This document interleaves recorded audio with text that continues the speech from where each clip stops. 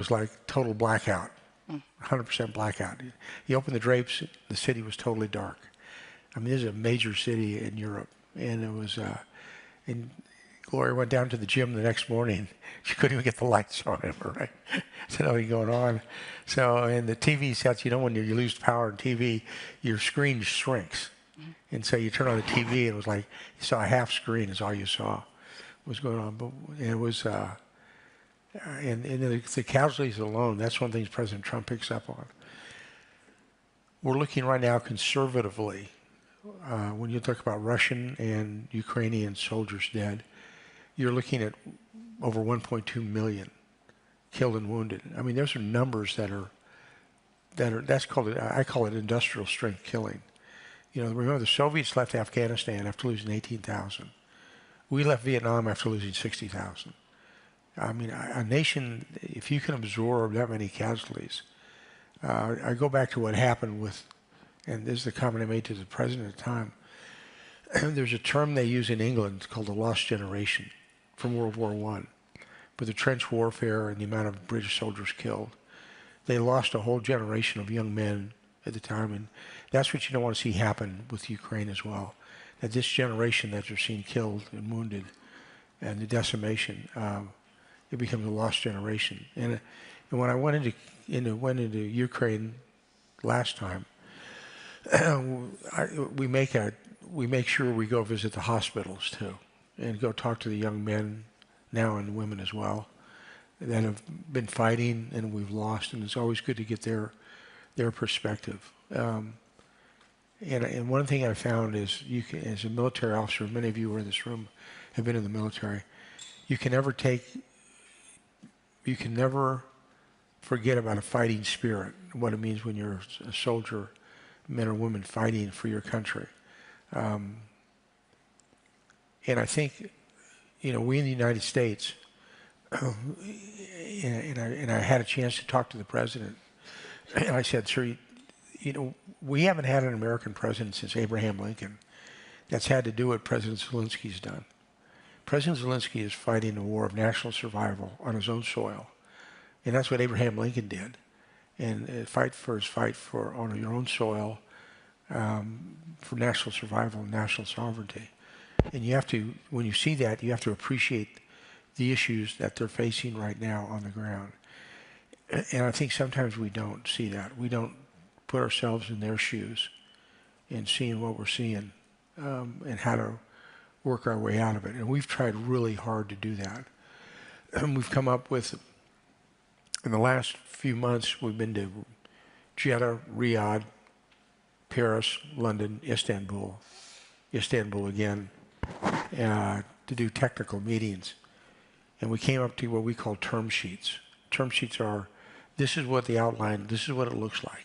We think this is your end state. And we took the Ukrainian term sheet, then we got what's called the Russian term sheet, they call it a memorandum, and we put them together. And we said, okay, how can you meld these two documents together to get to an end state? And we are pretty comfortable right now.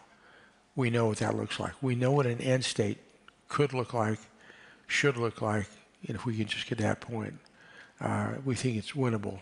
Winnable meaning you can get to a peace agreement, and that's where you really want to get to. Could you share a little bit more on this end state that you've been mentioning? How does it look like? Yeah. Well, when we talk about it, the term sheet, we talk about I call it a comprehensive ceasefire.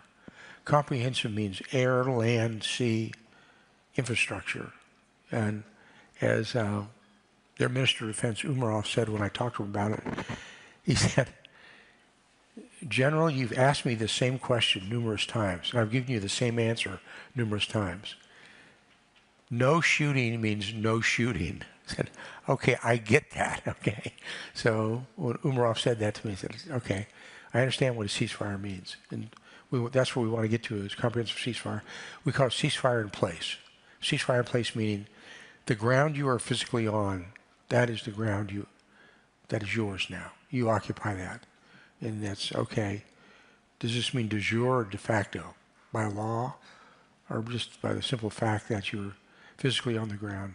and as our soldiers are there holding that ground. And then we want to get to that. We want to get to the return of the children, the prisoners that are out there, that made a sustainable ceasefire long term, sustainable not only for the Ukrainians but for Europe as well. And then try to get the Russians back into what I would call the League of Proper Nations. So everybody's kind of working together. That we're all, there's a level of, you kind of balance it out, meaning you can all live with the results of this for the long term. That's where you want to get something that's sustainable long term. You don't want to do this.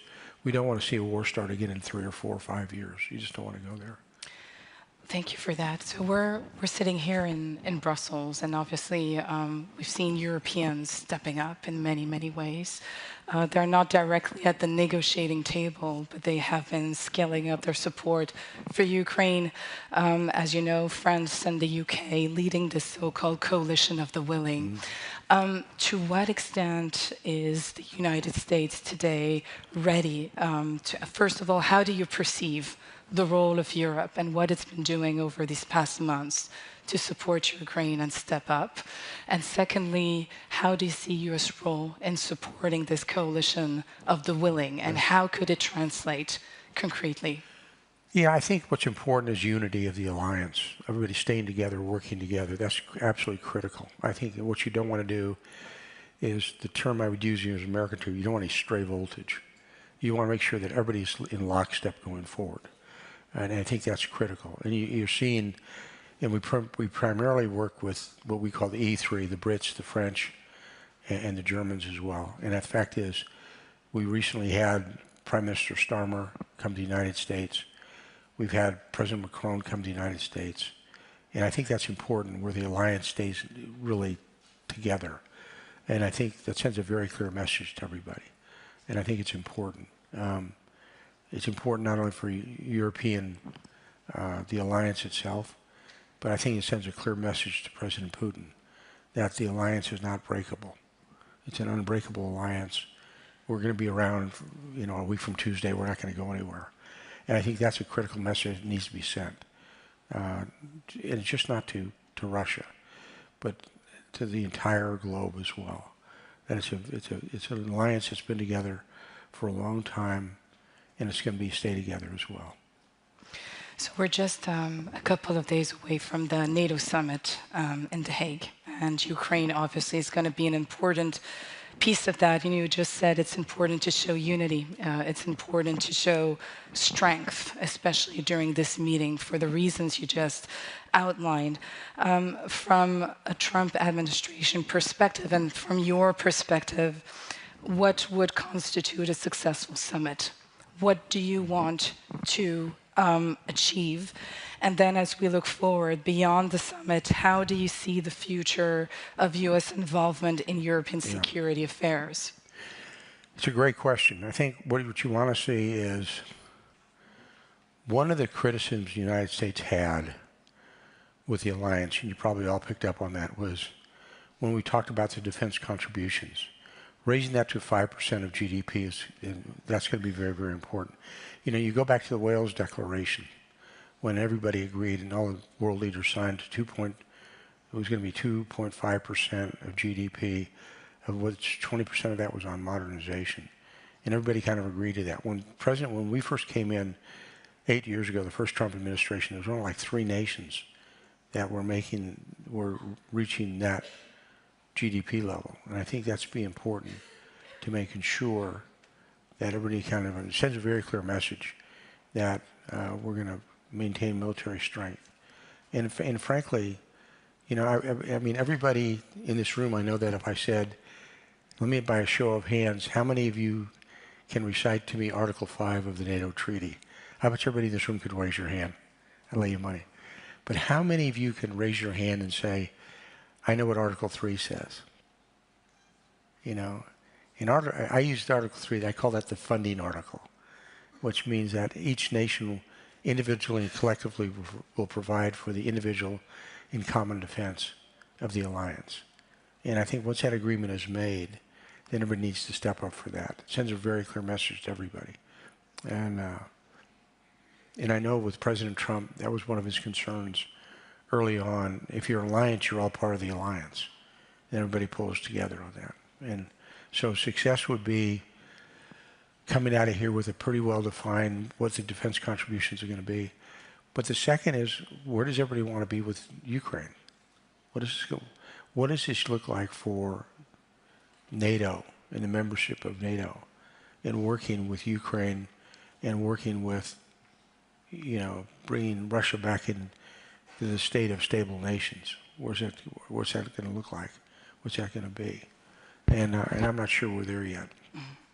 Well, what I suggest is that we continue the conversation by broadening the panel and welcoming our other panelists to the stage. Thank you, General, for sharing your thoughts. Stay with us so we can continue the conversation. Yeah. Thank you all very much. Thank you. Thank you. Thank you. Thank you. Thanks so much. Thank you. Okay. Ils sont déjà devant.